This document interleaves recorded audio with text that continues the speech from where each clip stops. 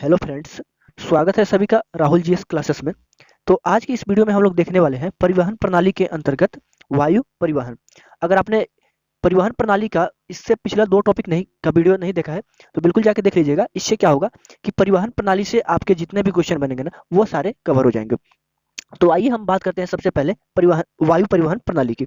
तो वायु परिवहन प्रणाली को हम लोग कैसे इस टॉपिक में कवर करेंगे, तो पूरे विस्तार से हम लोग इसमें कवर करेंगे कैसे विकास हुआ, अभी कौन कौन सी हमारी देश में अंतर्राष्ट्रीय वायु परिवहन संस्थाएं हैं, इन सभी को हम लोग कवर करेंगे। अगर इन सभी को कवर करने के बाद हम लोग इससे प्रीवियस ईयर क्वेश्चन भी लगाएंगे जो कि एग्जाम में बने हैं।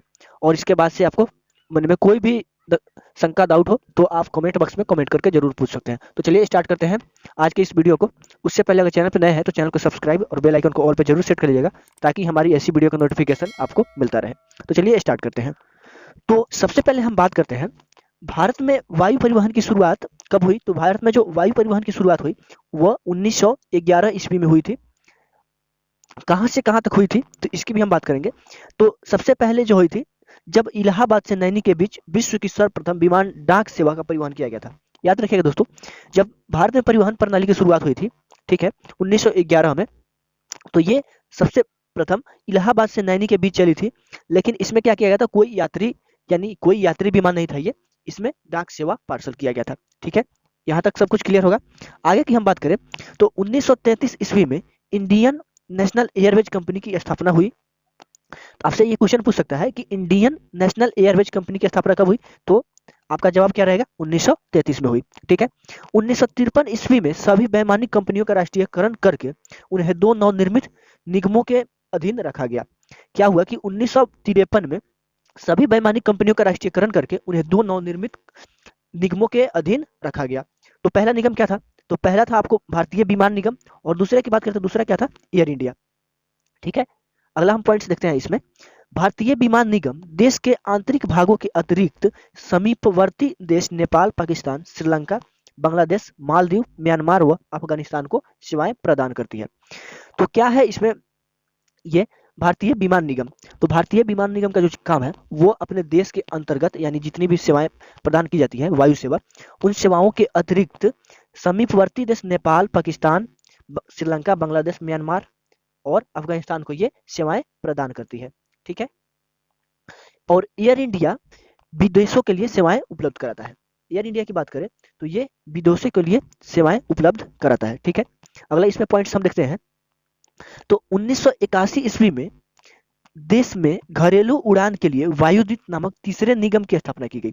1981 में क्या हुआ कि वायुदूत नामक तीसरे निगम की स्थापना की गई, जिसका बाद में भारतीय विमान निगम में क्या हुआ, निगम में विलय हो गया। ठीक है, 24 अगस्त 2007 ईस्वी को सार्वजनिक क्षेत्र की विमानन कंपनियां एयर इंडिया एवं भारतीय विमान निगम यानी इंडियन एयरलाइंस का विलय हो गया। यह दोनों कंपनियां अब national aviation company of India limited के नाम से कार्यरत हो गई। और कंपनी का ब्रांड नाम क्या हुआ, तो कंपनी का जो ब्रांड नाम हुआ वो इन दोनों को मिलाकर एयर इंडिया हुआ। यहाँ तक सब कुछ क्लियर होगा। अगला हम पॉइंट्स देखते हैं इसमें। देश में हवाई अड्डे को उनकी कार्यात्मक विशेषता, महत्व तथा उनके द्वारा प्रदान की जाने वाली सुविधाओं के आधार पर कितने वर्गों में बांटा गया है, तो 4 वर्गों में बांटा गया है।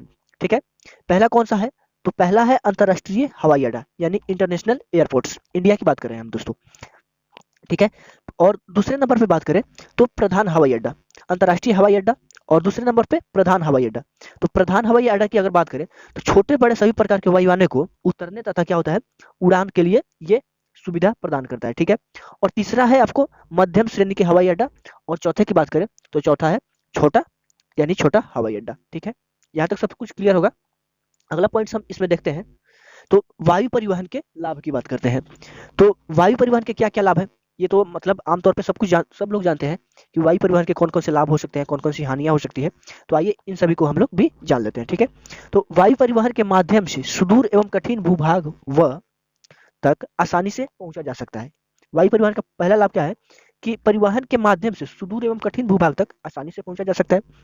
दूसरे की अगर बात करें हम इसमें पॉइंट्स की, तो पर्वत, मरुस्थलों, घने वनों और दलदल क्षेत्रों के पार भी पहुंचाया जा सकता है। किसके माध्यम से, तो वायु परिवहन के माध्यम से। ठीक है, वायु परिवहन आपातकालीन स्थितियां युद्ध काल एवं प्राकृतिक आपदाओं के समय महत्वपूर्ण भूमिका निभाते हैं। तो आप लोग देखते होंगे कि जब भी कोई आपातकालीन स्थितियाँ आती हैं, चाहे वो युद्ध काल हो या चाहे प्राकृतिक आपदा हो, तो उन समय वायु परिवहन का जो भूमिका है वो काफ़ी महत्वपूर्ण होती है। ठीक है, यहाँ तक सब कुछ क्लियर होगा। अगला पॉइंट्स हम देखते हैं इसमें। तो अब हम बात करते हैं एयर इंडिया की और उसके जुड़े प्रमुख फैक्ट्स की। तो एयर इंडिया का मुख्यालय कहाँ है? तो इसका जो मुख्यालय है नई दिल्ली में है। निगमित कार्यालय कहाँ है एयर इंडिया का? तो निगमित जो कार्यालय है वो मुंबई में है। और शुभंकर क्या है? यानी शुभंकर यानी मैस्कॉट। मैस्कॉट क्या है? तो इसका जो साइन है वो महाराजा है, यानी इसके जो लोगो पे है एक महाराजा का मतलब चित्र बना हुआ है जो लोगों को स्वागत करते हुए दिख रहे हैं। ठीक है, और इसका प्रतीक चिन्ह क्या है, यानी लोगो इसका क्या है? तो उड़ते हुए हंस में नारंगी रंग का क्या है? कोणार्क चिन्ह है। ठीक है, यहाँ तक आशा है सब कुछ क्लियर होगा। अगले पॉइंट्स की ओर चलते हैं। तो अगले पॉइंट्स की ओर चलते हैं तो हम देखते हैं सबसे पहले भारत के प्रमुख अंतर्राष्ट्रीय हवाई अड्डे और वो किस राज्य में है, इन सभी को हम लोग देखते हैं। तो सबसे पहले हम बात करते हैं सबसे महत्वपूर्ण हवाई अड्डे के। तो इंदिरा गांधी अंतर्राष्ट्रीय हवाई अड्डा, तो ये कहाँ है आपको? तो ये है आपको दिल्ली में। दूसरे की अगर हम बात करते हैं तो दूसरा है आपको छत्रपति शिवाजी अंतर्राष्ट्रीय हवाई अड्डा, ये कहाँ है आपको? तो ये है आपको मुंबई में। ठीक है, और तीसरे करते हैं तो डॉक्टर बाबा साहेब अंतर्राष्ट्रीय हवाई अड्डा, ये कहाँ है? तो नागपुर महाराष्ट्र में है। और पुणे अंतर्राष्ट्रीय हवाई अड्डा, ये कहाँ है? तो ये पुणे महाराष्ट्र में है। ठीक है, यानी कुल मिलाकर महाराष्ट्र में 3 हवाई अड्डे हैं। छत्रपति शिवाजी अंतर्राष्ट्रीय हवाई अड्डा, दूसरा है डॉक्टर बाबा साहेब अंबेडकर अंतर्राष्ट्रीय हवाई अड्डा और तीसरा है आपको पुणे अंतर्राष्ट्रीय हवाई अड्डा। अब हम बात करते हैं गुजरात के हवाई अड्डे की। तो गुजरात में 2 हवाई अड्डे हैं। एक है आपको, पहला है सरदार वल्लभ भाई पटेल अंतर्राष्ट्रीय हवाई अड्डा, अहमदाबाद में है। ठीक है, गुजरात में। और दूसरा है सूरत अंतर्राष्ट्रीय हवाई अड्डा जो कि सूरत गुजरात में है। ठीक है, अगले एक पॉइंट की बात करते हैं। तो अगला आपको इंदौर यानी मध्य प्रदेश में, मध्य प्रदेश में जो है वो एक ही अंतर्राष्ट्रीय हवाई अड्डा है। कौन सा है? देवी अहिल्याबाई होलकर अंतर्राष्ट्रीय हवाई अड्डा। ठीक है, और राजस्थान की बात करें तो राजस्थान में भी एक ही अंतर्राष्ट्रीय हवाई अड्डा है। कौन है? तो जयपुर अंतर्राष्ट्रीय हवाई अड्डा, जयपुर राजस्थान में है। ठीक है, और हम बात करते हैं उत्तर प्रदेश के अंतर्राष्ट्रीय हवाई अड्डे की। तो उत्तर प्रदेश में आपको पहला है चौधरी चरण सिंह अंतर्राष्ट्रीय हवाई अड्डा जो कि लखनऊ उत्तर प्रदेश में है।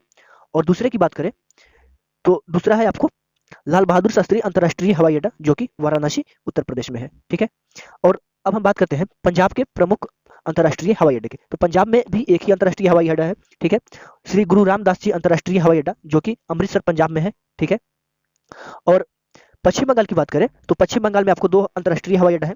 पहला है नेताजी सुभाष चंद्र बोस अंतर्राष्ट्रीय हवाई अड्डा और दूसरे की बात करें तो दूसरा है आपको बागडोगरा अंतर्राष्ट्रीय हवाई अड्डा जो कि पश्चिम बंगाल में है। ठीक है, चंडीगढ़ की बात करें तो चंडीगढ़ में भी एक ही मात्र अंतर्राष्ट्रीय हवाई अड्डा है, वो है चंडीगढ़ अंतर्राष्ट्रीय हवाई अड्डा। ठीक है, और छत्तीसगढ़ की बात करें तो छत्तीसगढ़ में एक अंतर्राष्ट्रीय हवाई अड्डा है, वो है आपको स्वामी विवेकानंद अंतर्राष्ट्रीय हवाई अड्डा जो कि छत्तीसगढ़ में स्थित है। ठीक है, गोवा की बात करें तो गोवा जो ये अंतर्राष्ट्रीय हवाई अड्डा है, डाबोलिम अंतर्राष्ट्रीय हवाई अड्डा, वो एक महत्वपूर्ण टॉपिक्स भी है इसका, बार बार इससे सवाल बनते हैं। तो डाबोलिम जो हवाई अड्डा है वो गोवा में स्थित है। ठीक है, अगले की बात करें तो गया अंतर्राष्ट्रीय हवाई अड्डा जो कि बोध गया बिहार में स्थित है। और जयप्रकाश नारायण अंतर्राष्ट्रीय हवाई अड्डा जो कि पटना में स्थित है। यानी कुल मिलाकर बिहार में 2 अंतर्राष्ट्रीय हवाई अड्डे अब हो चुके हैं। ठीक है, याद रखिएगा, बिल्कुल महत्वपूर्ण पॉइंट्स है। अगले हम पॉइंट्स को चलते हैं। तो लोकप्रिय गोपीनाथ बारदोलाई अंतर्राष्ट्रीय हवाई अड्डा जो कि असम राज्य में स्थित है। ठीक है, और झारखंड की बात करें तो झारखंड में भी एक ही अंतर्राष्ट्रीय हवाई अड्डा है, बिरसा मुंडा अंतर्राष्ट्रीय हवाई अड्डा जो कि कहाँ है? तो झारखंड में है। ठीक है, दूसरे मणिपुर की बात करते हैं। मणिपुर में भी मात्र एक ही अंतर्राष्ट्रीय हवाई अड्डा है, वो है आपको वीर टिकरेंजित अंतर्राष्ट्रीय हवाई अड्डा। और त्रिपुरा की बात करें तो त्रिपुरा में भी एक ही मात्र अंतर्राष्ट्रीय हवाई अड्डा है, महाराजा वीर विक्रम अंतर्राष्ट्रीय हवाई अड्डा जो कि त्रिपुरा की राजधानी अगरतला से 12 किलोमीटर की दूरी पर स्थित है। ठीक है, अगला हम बात करते हैं तो राजीव गांधी अंतर्राष्ट्रीय हवाई अड्डा जो कि तेलंगाना हैदराबाद में स्थित है। ठीक है, अगले की हम बात करते हैं तो विशाखापत्तनम अंतर्राष्ट्रीय हवाई अड्डा जो कि विशाखापत्तनम आंध्र प्रदेश में स्थित है। और कर्नाटक की बात करें तो कर्नाटक में 2 अंतर्राष्ट्रीय हवाई अड्डे हैं, एक है कैंपगोड़ा अंतर्राष्ट्रीय हवाई अड्डा जो कि कर्नाटक में है और दूसरा मंगलोर अंतर्राष्ट्रीय हवाई अड्डा जो कि मंगलोर कर्नाटक में स्थित है। जम्मू कश्मीर की अगर हम बात करें तो जम्मू कश्मीर में एक अंतर्राष्ट्रीय हवाई अड्डा है, शेख आलम अंतर्राष्ट्रीय हवाई अड्डा जो कि जम्मू कश्मीर में है। ठीक है, अगले हम पॉइंट्स की बात करते हैं। तो अगला पॉइंट है कालीकट अंतर्राष्ट्रीय हवाई अड्डा, यानी केरल में कुल मिलाकर 4 अंतर्राष्ट्रीय हवाई अड्डे हैं। ठीक है, कौन कौन से हैं? तो कालीकट अंतर्राष्ट्रीय हवाई अड्डा जो कि केरल में है, दूसरा है आपको कोचिन अंतर्राष्ट्रीय हवाई अड्डा जो कि कोचिन में केरल में है, और त्रिवेंद्रम अंतर्राष्ट्रीय हवाई अड्डा जो कि केरल की राजधानी है वहां पे है, और चौथे की बात करें तो कुन्नूर अंतर्राष्ट्रीय हवाई अड्डा जो कि ये भी केरल में स्थित है। ठीक है, यहाँ तक आशा है सब कुछ क्लियर होगा। अगले हम पॉइंट्स की बात करते हैं। तो चेन्नई में कौन कौन सा है? तो चेन्नई अंतर्राष्ट्रीय हवाई अड्डा जो कि तमिलनाडु की राजधानी चेन्नई में स्थित है।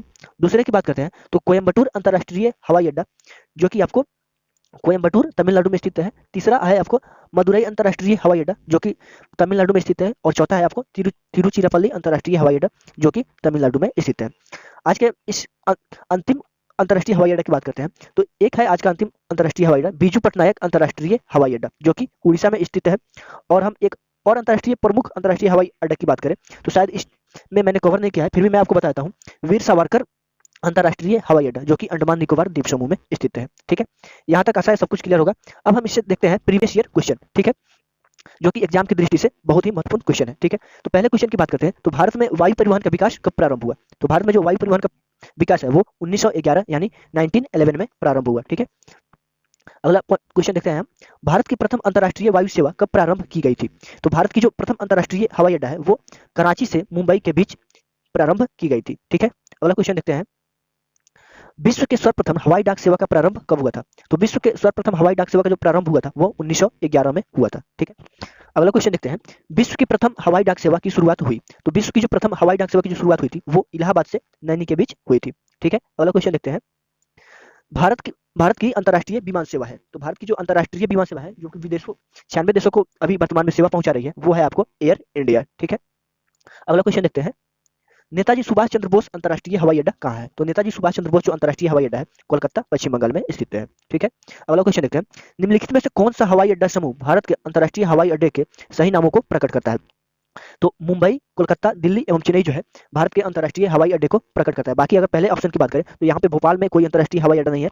और 3 नंबर ऑप्शन की बात करें तो यहाँ पे औरंगाबाद में कोई अंतर्राष्ट्रीय हवाई अड्डा नहीं है। और चौथे नंबर की बात करें तो भागलपुर में अंतर्राष्ट्रीय हवाई अड्डा नहीं है। यानी ऑप्शन बी जो है बिल्कुल करेक्ट है। मुंबई, कोलकाता, दिल्ली एवं चेन्नई जो है वहाँ पे अंतर्राष्ट्रीय हवाई अड्डा स्थित है। ठीक है, अगला क्वेश्चन देखते हैं। निजी क्षेत्र में देश का पहला अंतर्राष्ट्रीय हवाई अड्डा कहाँ निर्माणाधीन है? तो निजी क्षेत्र में जो है वो आपको कोचीन में स्थित है। ठीक है, अगला क्वेश्चन देखते हैं। एलायंस एयर निम्न में से किसके पूर्ण स्वामित्व वाली कंपनी है? तो एलायंस एयर जो है वो आपको इंडियन एयरलाइंस के स्वामित्व वाली कंपनी है। ठीक है, अगला क्वेश्चन देखते हैं। एयर इंडिया का मुख्यालय कहाँ स्थित है? तो एयर इंडिया का जो मुख्यालय है वो आपको मुंबई में स्थित है। ठीक है, अगला क्वेश्चन देखते हैं।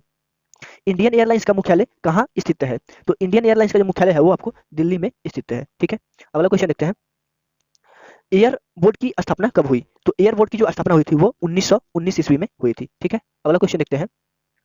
स्वतंत्रता प्राप्ति के समय वायु परिवहन कंपनियों की संख्या कितनी थी? तो स्वतंत्रता प्राप्ति के जो समय वायु परिवहन की जो संख्या थी वो 21 थी। ठीक है, अगला क्वेश्चन देखते हैं। वैमानिक कंपनियों का राष्ट्रीयकरण कब हुआ? तो वैमानिक कंपनियों का जो राष्ट्रीयकरण हुआ वो 1953 में हुआ। ठीक है, अगला क्वेश्चन देखते हैं। इंडियन एयरलाइंस की स्थापना कब हुई? तो इंडियन एयरलाइंस की जो स्थापना हुई थी वो 1953 में हुई थी। ठीक है, अगला क्वेश्चन देखते हैं। एयर इंडिया की स्थापना कब हुई? तो एयर इंडिया की भी जो स्थापना है वो 1953 में ही हुई थी। ठीक है, अगला क्वेश्चन देखते हैं। भारत की अंतर्राष्ट्रीय विमान सेवा है। तो भारत की जो अंतर्राष्ट्रीय विमान सेवा है वो एयर इंडिया है जो कि अंतर्राष्ट्रीय विमान सेवा प्रारंभ करती है। ठीक है, अगला क्वेश्चन देखते हैं। एयर इंडिया की पहली अंतर्राष्ट्रीय विमान सेवा कब और किसके लिए प्रारंभ हुई? तो एयर इंडिया की जो पहली अंतर्राष्ट्रीय विमान सेवा है वो लंदन के लिए 1948 में प्रारंभ हुई। ठीक है, अगला क्वेश्चन देखते हैं। वायुदूत की स्थापना कब हुई? तो वायुदूत की जो स्थापना है वो आपको 20 जनवरी 1981 ईस्वी में हुई थी। ठीक है, अगला क्वेश्चन देखते हैं। पवन हंस की स्थापना कब हुई? तो पवन हंस की जो स्थापना हुई थी वो 15 अक्टूबर 1985 ईस्वी को हुई थी। ठीक है, अगला क्वेश्चन देखते हैं। पवन हंस लिमिटेड का पूर्व नाम क्या है? तो पवन हंस लिमिटेड का जो पूर्व नाम है वो हेलीकॉप्टर कॉर्पोरेशन ऑफ इंडिया है। अगला क्वेश्चन देखते हैं। इंदिरा गांधी राष्ट्रीय उड़ान अकादमी की स्थापना कब और कहाँ हुई? तो इंदिरा गांधी अंतर्राष्ट्रीय उड़ान अकादमी की जो स्थापना है वो रायबरेली फुर्सतगंज में 1986 में हुई जो कि उत्तर प्रदेश में स्थित है। ठीक है, अगला क्वेश्चन देखते हैं। इंडियन एयरलाइंस का एयर इंडिया में विलय कब हुआ? तो इंडियन एयरलाइंस का जो है वो एयर इंडिया में 2007 में विलय हो गया। ठीक है, अगला क्वेश्चन देखते हैं। एयर इंडिया का द्विपक्षीय वायु सेवा समझौता कितने देशों के साथ हुआ है? तो एयर इंडिया का जो द्विपक्षीय वायु सेवा समझौता है वो 96 देशों के साथ हुआ है। ठीक है, अगला क्वेश्चन देखते हैं। अंतर्राष्ट्रीय हवाई अड्डों के कुशल संचालन हेतु आवश्यक सुविधाएं उपलब्ध कराने वाली संस्था कौन सी है? तो अंतर्राष्ट्रीय जो हवाई अड्डे हैं उसको कुशल संचालन के लिए जो सेवाएं उपलब्ध कराती है वो IAAI है जो कि एक संस्था है। इसके द्वारा अंतर्राष्ट्रीय अड्डों को कुशल संचालन सेवाएं प्रदान की जाती है। ठीक है, अगला क्वेश्चन देखते हैं।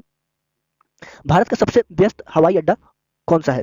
तो भारत का जो सबसे व्यस्त हवाई अड्डा है वो इंदिरा गांधी अंतर्राष्ट्रीय हवाई अड्डा है जो कि दिल्ली में स्थित है। ठीक है, अगला क्वेश्चन देखते हैं।